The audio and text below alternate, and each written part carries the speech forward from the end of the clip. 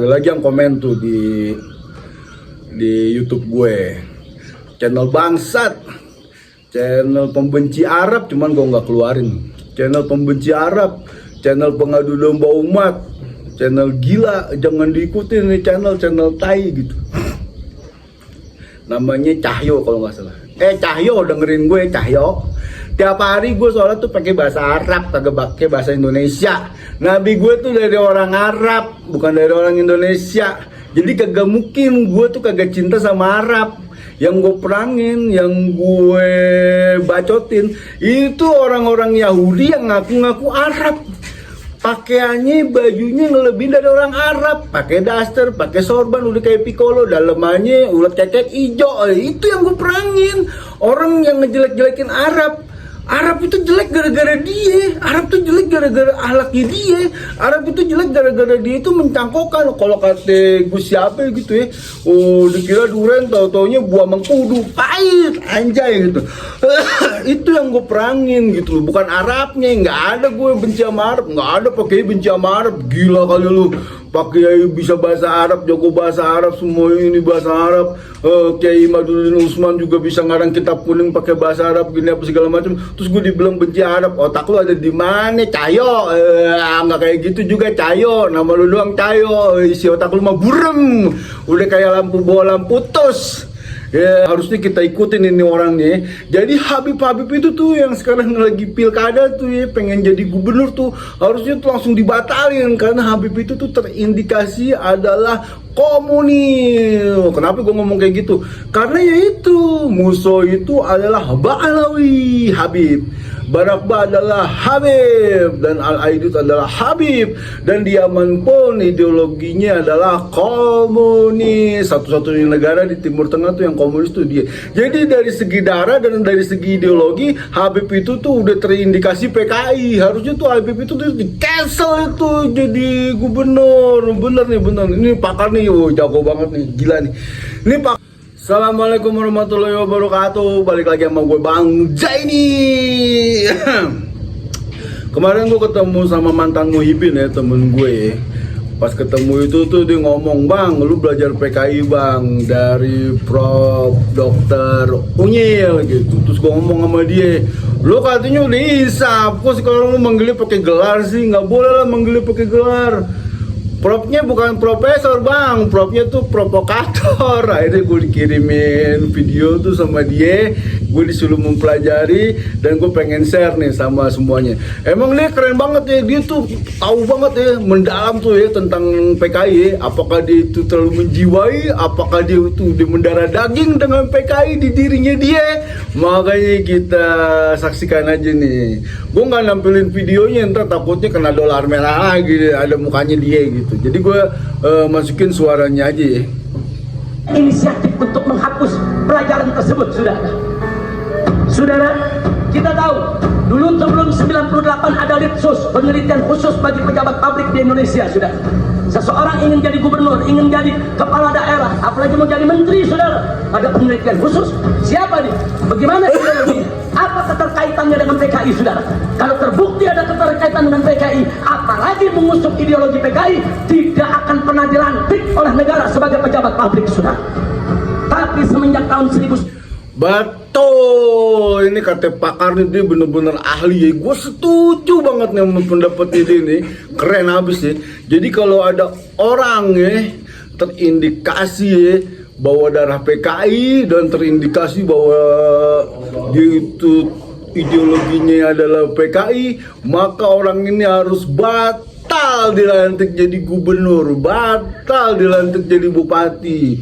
Ada penelitian khusus tuh sebelum tahun 98. Harusnya kita ikutin ini orangnya. Jadi Habib itu tuh yang sekarang lagi pilkada tuh ya, pengen jadi gubernur tuh, harusnya tuh langsung dibatalin karena Habib itu tuh terindikasi adalah komunis. Kenapa gue ngomong kayak gitu?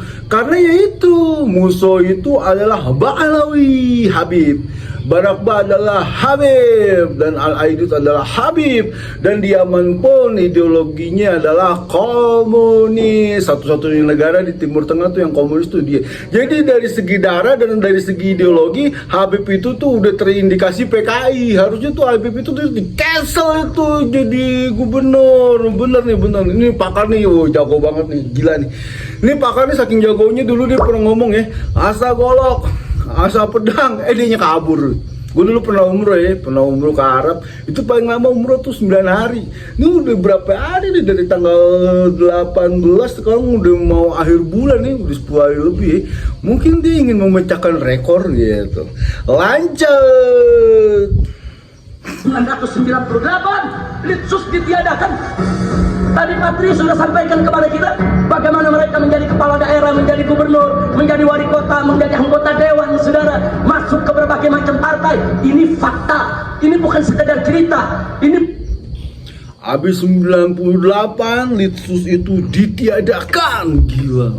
Gue inget banget ya, 98 itu tuh hari lahirnya itu Pam Swakarsa gitu. Waktu dulu kita tuh demo-demo itu segala macam, ya musuhnya itu lah Pam Swakarsa gitu ya.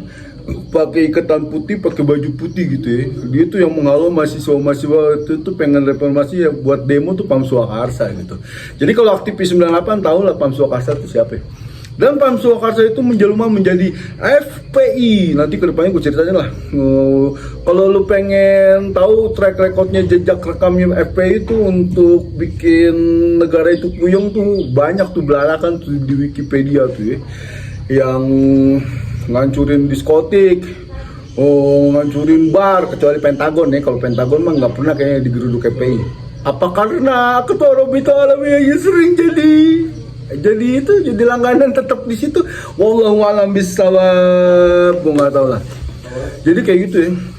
Akhirnya habis tahun 98 itu lahirlah FPI. Sampai kemarin itu dibubarin sama Prof Mahfud MD. Sekarang jadi Front Persaudaraan Islam, yang akhirnya sekarang juga banyak dari anggota-anggota FPI. Gue dulu termasuk salah satu simpatisannya. Tahun 2019 kalau lo lihat di Facebook gue, water record gue tuh gila banget. Gue tuh Prabowo habis gitu. 2019 ganti presiden itu gue masih di situ. Sekarang mah udah kagak. Gue tahu, wah anjing, ternyata kita ditipu nih sama klan-klan Haplo Grup G. Lanjut. bukan khurafat, bukan takhayul, bukan dongeng, tapi ini fakta yang kita hadapi. Nah, tadi sudah kita sebutkan putra-putri PKI keturunannya masuk ke partai-partai politik, masuk ke instansi lembaga-lembaga negara, saudara. Dan dari sanalah, saudara, mereka mempengaruhi kebijakan-kebijakan untuk keuntungan PKI. Kita tidak boleh menutup mata. Sejak tahun 1998 begitu banyak buku-buku yang membela PKI, dibagikan secara gratis, dijual dengan bebas di toko-toko buku, saudara. Enggak, pemerintah kita gitu saudara, jadi banyak buku-buku dibagikan secara gratis, apa segala macem gitu. Menurut gue nih, harusnya dia itu tanya tuh sama dirinya dia sendiri gitu. Kenapa pola-pola PKI itu masih dipakai dalam perjuangan dia itu seolah tuh untuk membela Islam, membela rakyat kecil dan yang lain sebagainya gitu. PKI itu tuh dulu tuh makanya terkenal gitu tuh, dia tuh pakai tekniknya Robin Hood ya. Jadi mau ngambil harta dari orang kaya, dijarah dan dibagikan ke orang-orang miskin gitu. Jadi dapat simpatik dan dari orang miskin gitu. Dan yang namanya orang kaya itu pasti lebih sedikit daripada orang miskin gitu. Itu udah hukum alam, udah sunatullah. Orang kaya itu tuh harusnya itu tuh memelihara orang miskin, mendistribusikan kekayaannya itu untuk orang miskin. Itu dicontohin ya waktu zamannya Rasulullah sama Abdurrahman bin Auf gitu ya. Jadi Abdurrahman bin Auf itu tuh kalau punya harta itu tuh datang ke Madinah, orang miskin itu ngerasa dia yang punya harta itu gitu loh. Jadi bukan kayak teknik-teknik Robin Hood, teknik-teknik bangsa, teknik-teknik bajingan gitu. Jadi orang kaya dimiskinin, orang miskin itu disejahterain. Itu kan namanya zolim ya, tidak menempatkan sesuatu tuh pada tempatnya gitu. Soto banget gue ya. Jadi intinya gitu ya. Benar kata Robert Kiyosaki tuh ya, Robin Hood itu tuh film-film anjing, film-film apa pahlawan-pahlawan gila, pahlawan-pahlawan goblok gitu. Jadi dia tuh mencoba menjarah harta dari orang kaya untuk didistribusikan ke orang miskin gitu. Kalau misalnya orang orang kaya ngikutin aturan agama kita gitu. Dari orang kaya ini dia infak sedekah untuk membahagiakan orang miskin. Gua rasa tuh yang namanya urusan masalah sosial itu, kesenjangan sosial itu udah nggak ada lagi gitu. Sekarang yang goblok lagi kan orang kaya ini banyak kan flexing.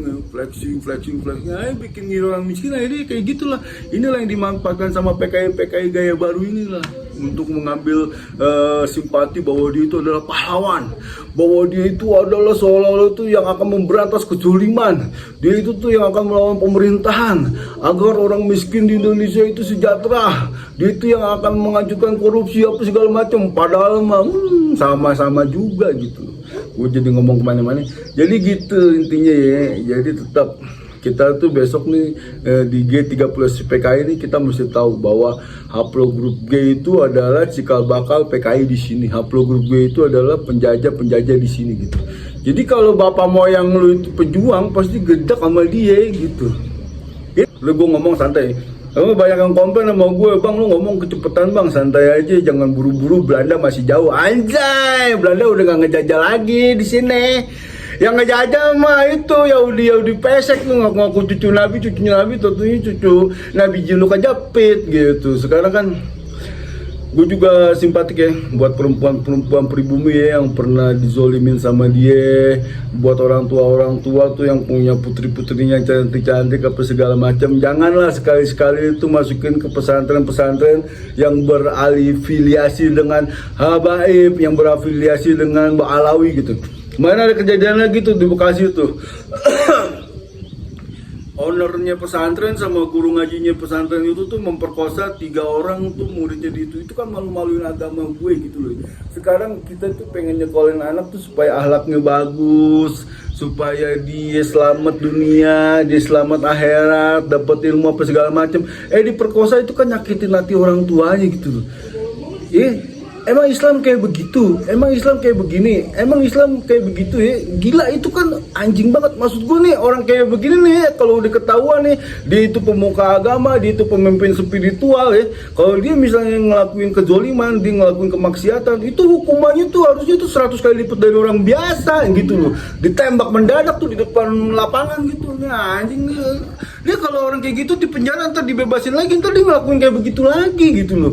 Harusnya kalau dia udah nikah gitu, terus dia memperkosa santrinya, dia berzina sama santrinya, hukumannya mati, mampus. Itu kalau syariat Islam pengen ditegakin gitu loh. Jadi nggak sembarangan. Jadi besok-besok tuh yang punya pesantren tuh yang otaknya cuma buat bisnis doang, bukan buat mendistribusikan ilmunya dari Rasulullah, ilmunya Allah segala macam, mikir gitu loh. Jadi jangan mengeksploitasi anak-anak. Gue jadi gedek banget gitu, emosi. Gue punya anak perempuan 3, gue nggak bisa ngebayangin kalau jadi orang tua tuh anak perempuan gue tuh digituin gitu ya. Gue juga nggak bisa ngebayangin kayak kasusnya kemarin tuh si Ara tuh sama si Cory tuh kayak begitu juga. Gue nggak bisa ngebayangin, gila. Pokoknya ya gue kayak begini ya, nyelamatin anak cucu gue di masa yang akan datang. Ada lagi yang komen tuh di YouTube gue, channel bangsat, channel pembenci Arab, cuman gue nggak keluarin. Channel pembenci Arab, channel pengadu domba umat, channel gila, jangan diikutin nih channel tai gitu. Namanya Cahyo kalau nggak salah. Cahyo, dengerin gue Cahyo. Tiap hari gue soalnya tuh pakai bahasa Arab, kagak pakai bahasa Indonesia. Nabi gue tuh dari orang Arab, bukan dari orang Indonesia. Jadi kagak mungkin gue tuh kagak cinta sama Arab. Yang gue perangin, yang gue bacotin itu orang-orang Yahudi yang ngaku-ngaku Arab. Pakaiannya, bajunya ngelebihin dari orang Arab, pakai daster, pakai sorban, udah kayak Piccolo, dalemannya ulet kekek ijo. Itu yang gue perangin. Orang yang ngejelek-jelekin Arab itu jelek gara-gara dia. Arab itu jelek gara-gara ahlaknya dia. Arab itu jelek gara-gara dia itu mencangkokkan. Kalau kata gue siapa gitu ya, dikira duren, tau-taunya buah mengkudu, pahit, anjay gitu. Itu yang gue perangin gitu loh, bukan Arabnya. Nggak ada gue benci sama Arab, nggak ada pakai benci sama Arab. Gila kali lu, pakai bisa bahasa Arab, jago bahasa Arab, semua ini bahasa Arab. Kiai Maduddin Usman juga bisa ngarang kitab kuning pakai bahasa Arab gini apa segala macam. Terus gue dibilang benci Arab, otak lu ada di mana, Cahyo? Nggak kayak gitu juga, Cahyo. Nama lu doang Cahyo, isi otak lu mah burem, udah kayak lampu bola putus. Ya udah gitu aja dari gue Bang Jai, ini tak gue jadi emosi. Wah, tak gue ngomong kemana-mana ya. Udah gitu ya, assalamualaikum warahmatullahi wabarakatuh.